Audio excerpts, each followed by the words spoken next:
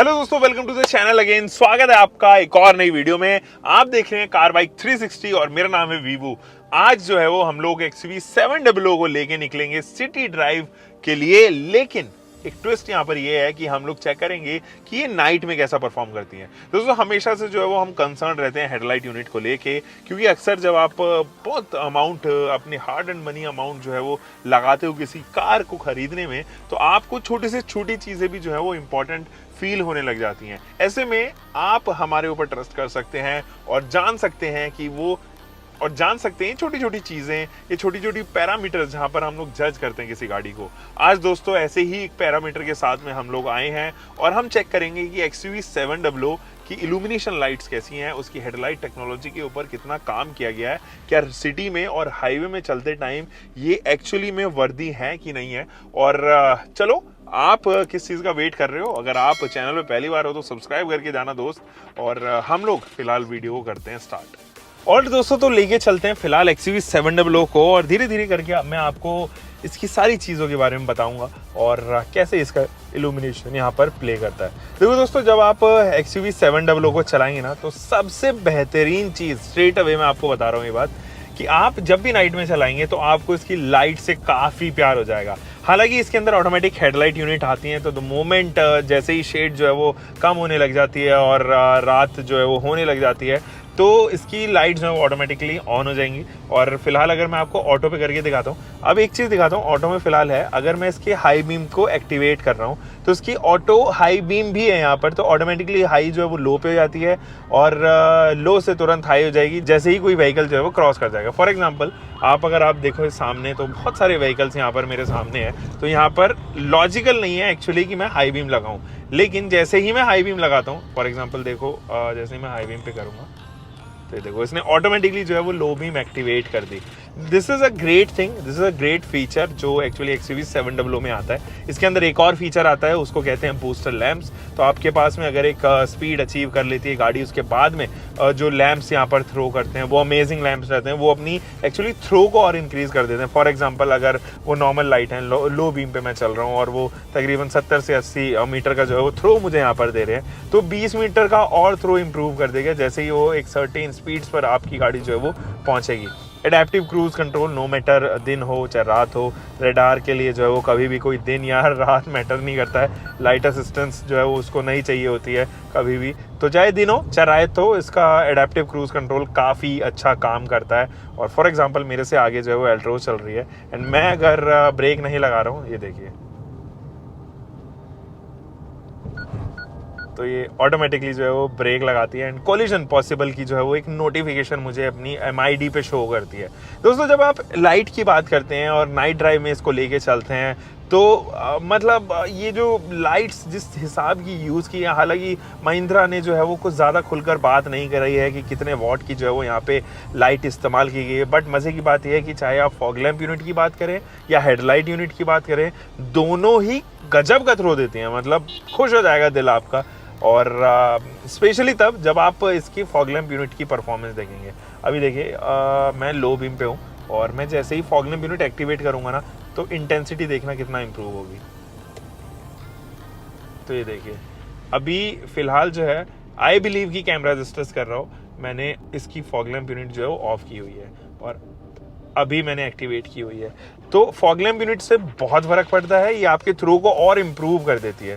तो अगर आपको लग रहा है कि कहीं पर आपको जो है वो लाइट चाहिए और आपकी लाइट जो है वो जस्टिफाई नहीं कर रही है और आप सेटिस्फाइड नहीं हो उसके परफॉर्मेंस से उस एरिया में, फॉग लैंप यूनिट जलाइए और अमेजिंगली जो है वो आपको अंतर नजर आएगा। तो 20% और इम्प्रूव कर देगी आपकी लाइट को, इल्यूमिनेशन को। दोस्तों इसके जो टर्न इंडिकेटर हैं वो भी कमाल के हैं और हैजार्ड लैंप्स जो हैं वो एक्टिवेट हो जाती हैं जब आप जैसे ही डोर खोलते हैं किसी हाईवे पे, नीचे की जो हैजार्ड लैंप्स हैं वो एक्टिवेट हो जाती हैं। इनफैक्ट अगर आप इसका इंजन बे खोलेंगे तो भी वो एक्टिवेट हो जाती हैं।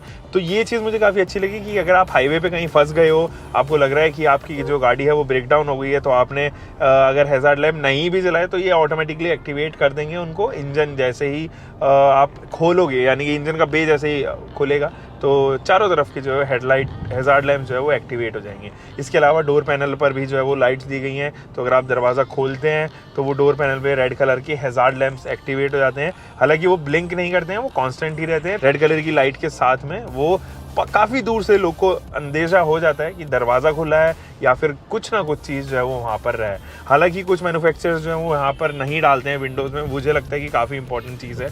अगर आप नहीं डाल रहे हो लाइट, तो इससे बेटर है कि आप रिफ्लेक्टर यूनिट वहाँ पर इंट्रोड्यूस कर दें, ताकि कोई भी एक्सीडेंट होने की जो प्रोबेबिलिटी है वो काफ़ी कम हो जाए। दोस्तों, अगर मैं इंटीरियर्स की भी बात करूँ तो ऐसा नहीं है कि मुझे किसी भी प्रकार की इरिटेशन हो रही है या एक्सेसिव ब्राइटनेस है। जैसे ही आप इंजन को स्टार्ट करोगे हल्की सी ब्राइटनेस की डिम हो जाती है, तो दिन में एक्चुअली आपको ज़्यादा ब्राइटनेस चाहिए होती है कंपैरेटिव रात के, तो आपको वो भी यहाँ पर हल्का सा डिम जो है वो होता हुआ नज़र आएगा। फॉर एग्जांपल, अगर मैं यहाँ पर लाइट्स को जो है वो डीएक्टिवेट कर देता हूँ तो ये हल्की सी लाइट अप हो जाएगी, और जैसे ही मैं इनको एक्टिवेट करूंगा तो ये हल्की सी डिम हो जाएगी। तो ऐसा नहीं होता कि आपकी आंखों पे परेशानी होती है कुछ, या आपके स्पेक्टिकल्स का जो नंबर्स हैं वो ज़्यादा है, तो आपको ऐसा नहीं है कि ये इरिटेट करेगी। अब देखिए, हमें जैसे लेफ़्ट लेना है, जैसे ही मैंने लेफ़्ट लिया तो यहाँ पर जो है वो उसका कैमरा लेफ़्ट साइड का एक्टिवेट हो गया, जो रात के लिए काफ़ी अच्छी रहती है दोस्तों, क्योंकि जब हम रात की बात करते हैं इसकी जो ORVM है वो एंटी ग्लेयर नहीं है। अगर एंटी ग्लेयर नहीं है दैट मीन्स कि पीछे से आने वाली जितनी भी हाई बीम्स है वो सीधा हमारे आंखों पे लग रही होती है, और इस वजह से हमारा जो ORVM का व्यू है वो काफ़ी ऑब्स्ट्रक्ट होता है। और जैसे ही मैं इसको टर्न इंडिकेटर देता हूँ तो इसका ORVM जो है वो उस तरफ के कैमरा को एक्टिवेट कर देता है और व्यू सीधा मेरे MID के पास में पहुँचता है। और जब MID के पास में व्यू पहुँचता है तो जितना भी ब्लाइंड स्पॉट क्रिएट होता है उस डेजल की वजह से, वो जो लाइट थ्रो हो रही होती है ORVM पे, वो यहाँ पर कहीं ना कहीं जो है वो आपको मिनिमाइज करता है और आपको एक अच्छा व्यू देता है पीछे वाली गाड़ियों का। सो काफ़ी हद तक जो है वो यहाँ पर एक्सीडेंट होने के चांसेस बढ़ जाते हैं, जो एक्चुअली ये 360 डिग्री कैमरा हेल्प करते हैं उस दौरान। आप चाहें तो एक्टिवेट कर सकते हैं इसके कैमरा यूनिट यहाँ से फिर भी विदाउट हैसल फ्री, और आपको रियलाइज़ होगा कि जो इसके कैमरा है वो एक्चुअली में रात में कंपैरेटिवली जो इसके कंपटीशन में या इस सेगमेंट पे आने वाली जितनी भी गाड़ियाँ हैं उनकी वीडियो की क्वालिटी में काफ़ी अंतर नज़र आएगा। दोस्तों, अगर मैं इन कैमरा क्वालिटी की बात करूँ तो एक गजब का कैमरा क्वालिटी है। आपको ग्रेन्स कंपैरेटिवली कम नज़र आएंगे जब आप बात करें इस सेगमेंट में और गाड़ियों की, बट हाँ, ये चीज़ भी निश्चित है कि ग्रेन्स रात में आने बहुत संभव है, और अगर आप ऐसे एरिया में चल रहे हो जहाँ पर लाइट नहीं है तो तब तो ग्रेन्स आने निश्चित हैं, तो उन चीज़ों के लिए भी आपको प्रिपेयर रहना पड़ेगा। बाकी अगर मैं नाइट ड्राइव की बात करूं तो इसका IRVM सही है, मतलब आप चाहें तो इसको डे एंड नाइट दोनों ही मोड्स पर यूज़ कर सकते हो। मैंने फ़िलहाल नाइट मोड एक्टिवेट कर दिया है सो दैट मेरे ऊपर आने वाली जितनी भी हाई बीम से पीछे से वो थोड़ा फ़िल्टर होके आए और मुझे बस महसूस होता रहे कि हाँ, कोई गाड़ी पीछे है। अब दोस्तों, एक चीज़ और है कि यहाँ पर आप ऑलमोस्ट 28-29 लाख रुपीज़ पे करते हो, तो इस लिहाज से IRVM जो है वो ऑटोमेटिक नहीं दिए गए हैं, ऑटो डिमिंग नहीं ऑफर हुए हैं, तो वो मुझे कहीं ना कहीं लगता है। इनफैक्ट इसका ORVM भी आप जो है वो हीटेड या एंटी ग्लेयर होने मुझे लगता है कि कहीं ना कहीं इंपॉर्टेंट है फॉर अ कार जो ऑलमोस्ट 30 लाख रुपीज़ टच कर रही है। बाकी इंटीरियर्स की बात की जाए, जैसे कि मैंने आपको बताया था, ये इंटीरियर्स में एज सच कोई भी समस्या नहीं है। जब हम बात करें इल्यूमिनेशन लाइट्स की, काफ़ी प्रॉपरली जो है वो यहाँ पे महिंद्रा ने अंदर की लाइट्स ऑफर की गई हैं। बस एक चीज़ ज़रूर मुझे यहाँ पे खटकती है, when I am paying 29-30 lakh rupees I do not get ambient lighting here. So वो चीज़ें हैं जो एम्बियंट लाइटिंग नहीं ऑफ़र की गई है, और कहीं ना कहीं वो चुभती है कि एम्बियंट लाइटिंग जब हमें 10 लाख तक की गाड़ियों में ऑफ़र की जाती है, so paying 3 times more still I am not getting ambient lighting, जो कि एक्चुअली काफ़ी मेन स्ट्रीम हो गई है इन दौरान, तो वो यहाँ पर मिसिंग ज़रूर लगती हैं। सो यस, ये तो था एक छोटा सा ड्राइव रिव्यू जो मैंने आपके साथ में शेयर किया। हाईवे पे आप इस गाड़ी को काफ़ी एंजॉय करोगे जब आप इन लाइट्स के साथ में आपको रियलाइज़ होगा। फॉर एग्जांपल, अगर मैं इसको पास देता हूँ बोलेरो को, तो उसको पता चल जाएगा एक पावरफुल गाड़ी और वो मुझे स्पेस दे देगा। तो ये चीज़ ज़रूर अच्छी है इस गाड़ी के साथ में, क्योंकि हेडलाइट टेक्नोलॉजी के ऊपर लिटरली काम किया गया है, ना केवल हेडलाइट में बट टेल लैम्प्स भी इसके जो है वो काफ़ी अच्छे व्यू के साथ में आते हैं। दोस्तों, सबसे पहले बात करते हैं इसके ऊपर की कंसोल के बारे में। यहाँ पे जो है वो इल्यूमिनेशन आपको काफ़ी हद तक दिखाई दे रही होंगी, बट अगर आप जैसे ही इनको दबाओगे तो आपको नजर आएगा कि ये वाली इल्यूमिनेशन जो है वो जल गई है, लेकिन इनके अंदर जो डायरेक्शन है ना वो आपको स्ट्रेट अवे स्टीयरिंग व्हील पर ही दिखाई देगा। इसके अलावा ये कहीं और स्प्रेड नहीं होती है, which is a good thing. अगर आप इस तरफ से भी देखें तो ये वाला भी जो है वो आपको केवल पैसेंजर साइड ही फॉलो होता हुआ नजर आएगा। तो देखो अगर मैं इन दोनों के बीच में रखूं तो यहाँ पे लाइट नहीं है, तो प्रोजेक्शन जो है ना वो स्टीयरिंग व्हील पे और इस तरफ जो है वो पैसेंजर साइड पे इंडिपेंडेंटली दिए गए हैं, which is a great thing. ये मुझे काफ़ी अच्छा लगा। बाकी तो जो है वो लाइट्स रेगुलर लाइट्स हैं, जैसे कि एक लाइट जो है वो इससे एम्बियंट लाइट यहाँ की ऊपर की ऑन हो जाती है, ये दरवाजे की लाइट ऑन ऑफ करने के लिए। ये SOS का जो बटन है ये फिजिकल बटन है, लेकिन ये दबता नहीं है, ये केवल फॉक्स बटन आप इसको कह सकते हो। दोस्तों एक लाइट जो है वो सनवाइजर के अंदर भी दी गई है एंड ये लिटरली काफ़ी अच्छी लाइट है, मुझे इसकी इंटेंसिटी पसंद आती है।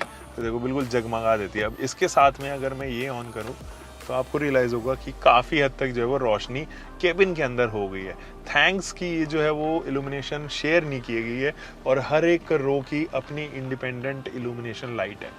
दोस्तों अगर आप डैशबोर्ड से लेके सेंटर कंसोल और साथ ही साथ स्टीयरिंग पर माउंटेड कंट्रोल देंगे तो इल्यूमिनेशन लाइट काफ़ी अच्छे से काम करती है। हर जगह जो है वो पोजीशन की गई इल्यूमिनेशन लाइट, और आपके पास में जितने भी बटन्स हैं उनके ऊपर एक छोटी छोटी जो है वो इल्यूमिनेशन लाइट रहती है, डेडिकेटेड लाइट। तो ये चीज़ मुझे काफ़ी अच्छी लगी और उस लिहाज से जिस लिहाज से बनाया गया पूरा कंसोल, लाइटिंग के मामले में मुझे कहीं पर भी कोई ड्रॉबैक यहाँ पर तो महसूस होता हुआ नज़र नहीं आ रहा है दोस्तों। तो दोस्तों ये तो था एक डिटेल्ड 9 ड्राइव रिव्यू जो हमने XUV 700 के साथ में परफॉर्म किया, और इस टेस्ट में XUV 700 जो है वो 10 on 10 नंबर्स मार्क करती हैं। दोस्तों बहुत बारीकी से हमने ये टेस्ट किया है और हमें पता चला कि कहाँ XUV 700 के साथ में एडवांटेज है, कहाँ जो है वो लैग करती है, स्पेशली तब जब छोटे छोटे फीचर्स जैसे कि ambient lighting, auto dimming IRVM, auto glare, anti glare lights, anti glare ORVMs and heated ORVMs ना होने की वजह से। सो दोस्तों ये कुछ चीजें थी जो मिसिंग थी, बाकी इसके अलावा XUV 700 ने काफी अच्छा परफॉर्म किया है। हम दोस्तों मिलते हैं आपको एक और नए फ्रेश एपिसोड में। आप तब तक अपना ध्यान रखें, सुरक्षित चलें। Until for the next time, bye bye, take care and keep loving your car, bike, whatever vehicle you are having, drive safe दोस्तों।